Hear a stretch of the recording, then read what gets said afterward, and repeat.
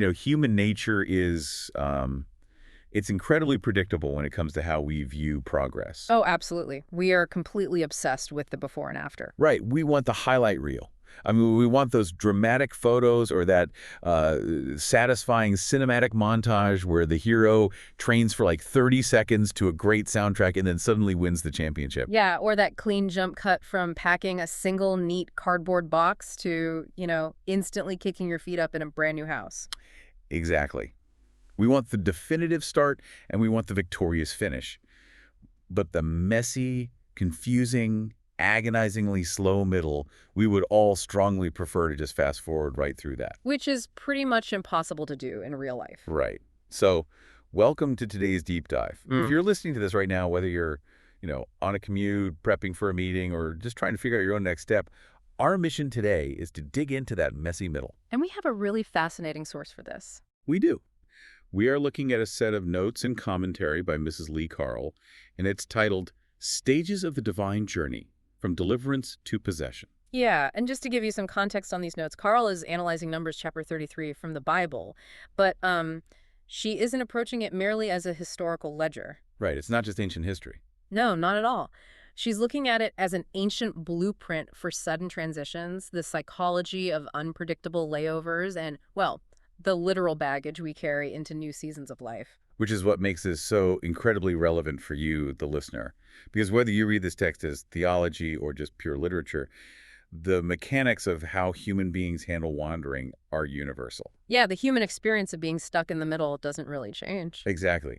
And Carl points out immediately that this chapter doesn't open with a celebration of arrival. It doesn't start by describing the ultimate destination. Right. The text begins by painstakingly logging the movement itself. It explicitly states that these journeys were written down stage by stage. Stage by stage. Which sounds tedious, honestly. It does, but the implication there sets up her entire commentary.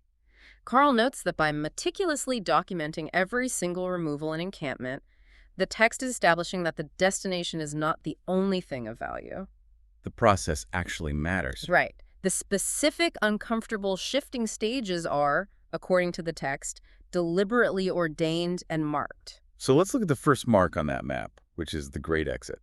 Yeah. According to Carl's notes, the departure from Ramses happens in the first month, on the 15th day. Yeah, functionally, she describes this as the morrow after Passover. Right. So they are walking out in the immediate aftermath of a monumental, traumatic, and miraculous event. And they don't just sneak out under the cover of darkness, do they? No, not at all. The text states they left with a high hand. A high hand. Yeah, which Carl interprets as a display of mighty divine power. They are marching out while the Egyptians are literally burying their firstborns and witnessing judgments on their gods. Wow. I mean, it is a massive, definitive rupture from their old reality. It's the ultimate victorious departure. The chains are broken, the oppressors are defeated, and the people are moving out in total triumph.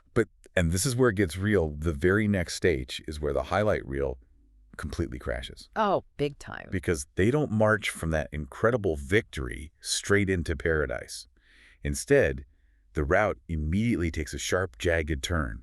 They are directed toward Pi-Hahiroth before Baal-Zephon, and suddenly they are pitched right into the wilderness. Straight into the desert. Right. And I think about the modern equivalence of this dynamic all the time. Say you finally gather the courage to quit a deeply toxic job. Or you walk away from an abusive relationship. Yes. It takes a massive amount of psychological energy, your own personal high-hand moment, to finally sever that tie. And because you did the hard, necessary thing, you fully expect to wake up the next morning feeling light, peaceful, and perfectly directed. But the reality is often the exact opposite. Exactly. You wake up on Tuesday morning, the adrenaline fades, and you hit a bitter stretch. You're suddenly unemployed, isolated, and second-guessing your own judgment because the landscape around you feels entirely hostile. Yeah, the wilderness is a shock to the system. Which brings up a serious question for us. Why do we invariably equate a winding, difficult route with a lack of proper leadership? That's such a human reflex. It is. Our immediate instinct in the wilderness is to assume that because it's hard, we must have made a massive mistake, or the leadership, in this text case, divine leadership, has completely abandoned us. Well, Carl's commentary attacks that assumption head-on. She writes that we carry a deeply flawed premise. We assume that if a deliverance is genuine, it must instantly equal ease. Right. Good choice equals smooth sailing. Exactly. But the text frames divine leadership very differently. They came out with immense power, and the very same leadership steered them into turns, edges, and a barren wilderness. So the hard path is actually part of the plan. Yeah. Carl argues that a confusing route does not indicate missing leadership.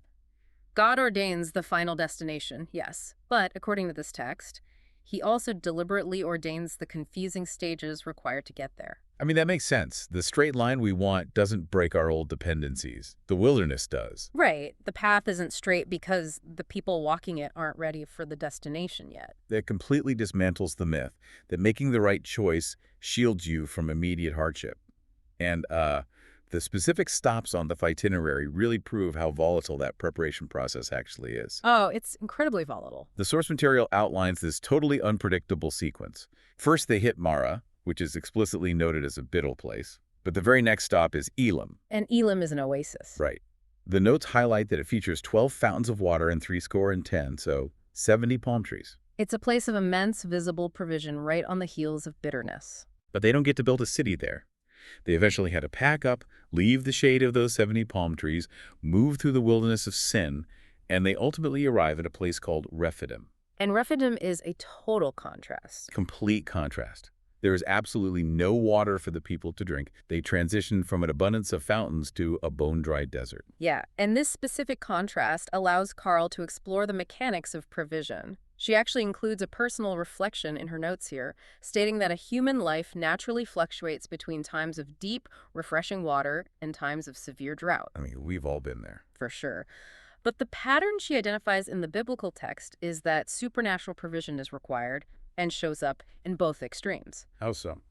Well, Elam offered obvious environmental provision, it was right there, but Rephidim offered absolutely nothing visible, which forces a completely different mechanism of reliance. Ah, I see. So the external environment swings wildly from abundance to deprivation, but the underlying structure of the journey remains intact. Exactly. The provision just changes forms.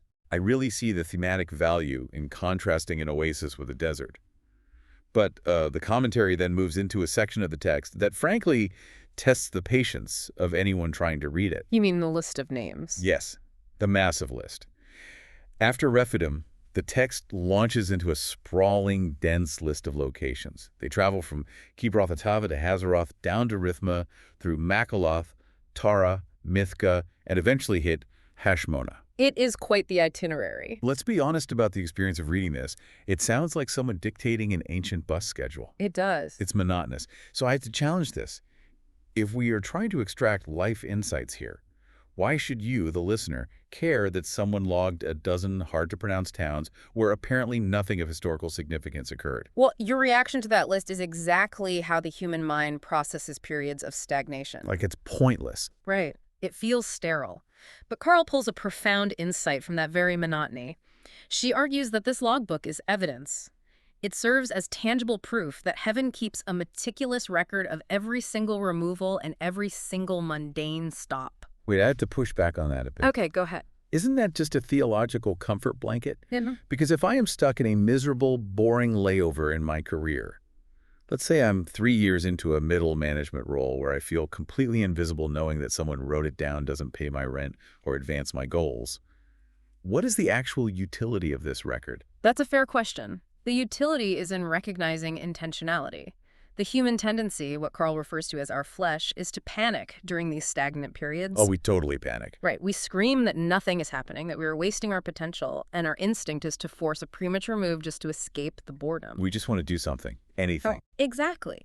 But Carl's interpretation is that if every single one of these unpronounceable, seemingly insignificant stations was deliberately named and recorded by divine leadership, then it is not a glitch in the system. So it's on purpose. Yes. The quiet stretches aren't blind spots where you've been forgotten. They are actively documented stages of capacity building.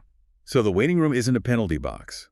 It's an active, required phase of the curriculum, even if the syllabus looks incredibly boring from the outside. Precisely. The documentation proves the layover has meaning. Wow. Okay, but we can't pretend the journey is just a sanitized sequence of learning moments and dry deserts. The text refuses to let us hold on to that illusion. No, it gets very dark. Yeah. In the middle of this relentless movement, there's a sudden, deeply sobering pause at Mount Hor. The itinerary stops to record a major, devastating loss. Aaron the priest dies at Mount Hor. Right, and the text provides highly specific parameters for this event. He goes up the mountain and dies there at 123 years old on the first day of the 5th month in the 40th year after leaving Egypt. It's very exact. Very exact. And Carl's notes do not offer a soft, metaphorical explanation for this. She points out bluntly that this death was the direct consequence of wrong leadership and idolatrous behavior.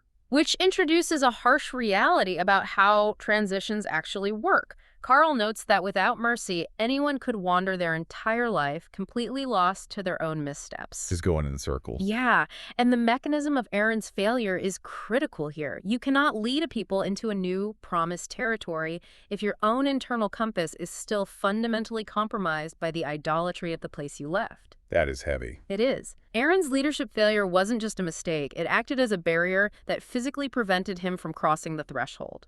The text does not offer a naive version of progress where everyone makes it to the finish line unscathed. There are permanent consequences and real grief. It is the absolute antithesis of the highlight reel. Completely. It is the raw, unedited footage showing that prolonged wandering claims casualties. But, what stands out in the source material is the sheer resilience of the movement itself. Yes, the fact that they keep going. Exactly. They suffer this colossal failure of leadership. They are exhausted. They immediately face an external military threat from King Arad the Canaanite. The entire project should collapse right there on Mount Hor. You'd think that would be the end of it. But the text shows them continuing to move. They traverse Zalmona, they push through Punon and Oboth, they navigate the mountains of Abarim, and despite the grief, the meandering, and the bitter water, they actually arrive. They finally reach the physical threshold of the promise. Yeah, they reach the plains of Moab by Jordan near Jericho. The contrast there is staggering. It really is. It's a powerful concept for anyone listening who feels like their own path has been defined by detours and losses. The text demonstrates that you can endure profound failure and meandering and still ultimately arrive at the doorstep of what you've been working toward. However, reaching the doorstep fundamentally changes the operational rules. This is where Carl's commentary really shifts its focus. Okay, how so? Well, the long, exhausting movement across the map is over. They are pitched by the Jordan, staring at Jericho. The psychological challenge is no longer about surviving the deprivation of the wilderness. The challenge is now entirely about consecration. Right, because the exhaustion of wandering for 40 years creates a profound vulnerability. You reach the border of the new season, and the immediate human instinct is simply to collapse. You just want to be done. You just want to take whatever is there, drop your bags, and finally rest. And that exhaustion is exactly why the text pivots to such an uncompromising command. The rules for entering the land. Yes. Once they pass over the Jordan and enter the land, the instructions are absolute. They must drive out all the inhabitants, destroy all their pictures, destroy all their molten images, and completely pluck down all the high places. Only after that total clearance are they allowed to divide the land by lot among their families. And Carl zeroes in on the mechanics of this command. Her interpretation is that reaching the promise does not cancel obedience. It significantly intensifies it. It gets stricter at the finish line. Exactly. You don't get to cross the finish line and just casually integrate into the existing environment. Carl's notes insist that total cleansing is an absolute requirement before settlement. Think about the psychology of a molten image or a high place. These aren't just decorative statues, right? They are physical monuments to an old way of living, an old system of values. Yeah, they represent the past. And the modern equivalent happens every day. It's like finally securing the keys to your absolute dream home. You survived a nightmare closing process you saved for years, and the house is pristine. Beautiful empty house. Beautiful. But on moving day, you start unpacking boxes filled with actual garbage from your old apartment. You bring in the broken furniture you actively despise, the clutter, the literal trash. Why do we do that? Right. Why do we do that? Why do we fight so aggressively for a fresh start, a new relationship, or a new career phase, and then drag our old debts, our toxic coping mechanisms, and our old unbelief right through the front door? We do it because the garbage is familiar. Yeah. A fully clean space is deeply intimidating because it demands a new, disciplined version of ourselves. Carl's point is that you cannot drag old filth into a new place and expect it not to vex you. It's going to cause problems. Always. The text demands that the old images be dispossessed. If you intend to actually live in the new inheritance, you have to systematically clear out the structures that contradict it. Which leads directly into the consequences of failing to do so. Huh. The text lays out exactly what happens if the people decide that total clearance is just too much work. The compromise. Right. If they decide to compromise and say, we will drive out most of the inhabitants, but we'll leave a few of these molten images around because they look harmless, we'll keep this one high place intact just in case. The warning in the source material is severe and graphic here. It really is. It states that if you do not drive out the inhabitants, the ones you allow to remain will become pricks in your eyes and thorns in your sides. Thorns in your sides. Yeah. They will actively vex you in the very land you are attempting to dwell in. Furthermore, the text includes a chilling addendum. God states, He will do unto the Israelites exactly what He originally thought to do unto the inhabitants. That feels like an extreme pivot. I mean, why would the divine leadership suddenly turn on the very people it just spent 40 years delivering? Well, it isn't a petty reversal. It's the natural mechanism of compromise. Carl addresses this with what might be the most piercing insight of her entire commentary. Okay, let's hear it. She writes, "Love tells the truth." And the truth of this historical and spiritual text is that the tolerated thing becomes the tormenting thing. Wow, the tolerated thing becomes the tormenting thing. Yeah. The idol you decide to spare today is the exact architect of your sorrow tomorrow. That is profound. The compromise you cherish now, simply because it feels comfortable or familiar, is the specific element that will rise up to vex you in your new season. So it's not harmless. Not at all. Carl analyzes this as the divine demand for a cleansed vessel. The requirement for total removal isn't arbitrary strictness. It is because the blessing of the new space is designed to be free of the filthiness of the past. So if you leave it alone, it grows. Right. If you spare what you were explicitly told to tear down, it will not remain passive. It will actively grow to trouble you in the exact place that was meant for your rest. If you preserve the ecosystem of the old inhabitants, you will eventually suffer the fate of the old inhabitants. That completely reframes how we should view a fresh start. A new chapter isn't just about the excitement of walking into a new room, right? It requires the discipline to firmly shut the door on what does not belong there. Exactly. You have the transition from the survival mentality that kept you alive in the wilderness to a stewardship mentality that protects the peace of your new territory. And honestly, that transition is often harder than the wandering itself. Oh, definitely. So, synthesizing everything we've pulled from Ms. Lee Carl's notes on Numbers 33, life is intrinsically a series of movements, layovers, and landings. A lot of wandering. A lot of wandering. You do not always get to dictate the stops. Sometimes you arrive at Mara, and the water is bitter. Sometimes you get the 70 palm trees of Elim, and the provision is beautifully obvious. And sometimes you find yourself at Mount Hor dealing with the permanent grief of a chapter closing or a failure realizing its consequences. Right. But the text insists that through every single one of those stages, a record is being kept. Yes. The journey is under observation, and the meandering route serves a structural purpose, even when it feels like you were just walking in endless circles in a dry desert. But the ultimate test, however, is not just whether you can survive the desert. No. The ultimate test is what you choose to do when you finally reach the Jordan River. When you stand on the threshold of your own new season, the call is to step cleanly into the future without dragging the ghosts and the garbage of the wilderness along with you. Because the goal is not merely to arrive. The goal is to possess the new space without being tormented by what you allowed to tag along. So, as we wrap up this deep dive, I really want you to locate yourself on this itinerary. Think about exactly where you are right now. Where are you on the map? Yeah. Are you at a dry place like Rephidim, wondering what happened to the provision you had yesterday?